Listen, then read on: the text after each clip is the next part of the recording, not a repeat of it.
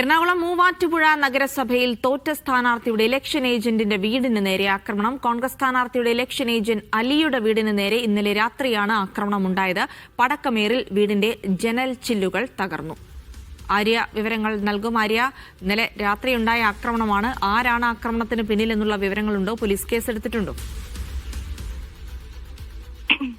Jilsy, വിജയാഘോഷത്തിന്റെ Congress സ്ഥാനാർത്ഥിയായ K മുനീറിന്റെ election ഏജന്റിന്റെ വീട്ടിലേക്കാണ് പടക്കം എറിഞ്ഞതെന്നുള്ളതാണ് പരാതി. മൂവാറ്റുപുഴ നഗരസഭയിലെ 1-ാം വാർഡിലാണ് സംഭവം. ഇവിടെ കോൺഗ്രസ് സീറ്റ് നൽകാത്തതിനെ തുടർന്ന് സ്വതന്ത്ര സ്ഥാനാർത്ഥി മത്സരിച്ച കെ സുബൈറാണ് വിജയിച്ചത്. പടക്കം എറിഞ്ഞ വീടിന്റെ ചില്ലുകൾ ഉൾപ്പെടെ ഇപ്പോൾ തകർന്നിട്ടുണ്ട്. പ്രചാരണ ഘട്ടം മുതൽ തന്നെ ഇവിടെ UDF പ്രവർത്തകരും സ്വതന്ത്ര സ്ഥാനാർത്ഥിയും തമ്മിൽ തർക്കങ്ങൾ പതിവായിരുന്നു. വോട്ടെടുപ്പിന്റെ തൊട്ടു മുമ്പുള്ള രാത്രി ഇവിടെ തർക്കമുണ്ടായിരുന്നു. തുടർന്ന് സംഘർഷാവസ്ഥ കണക്കിലെടുത്ത് വൻ പോലീസ് സന്നാഹം തന്നെയായിരുന്നു പോളിംഗ് ബൂത്തിന് സമീപം ഉണ്ടായിരുന്നത്.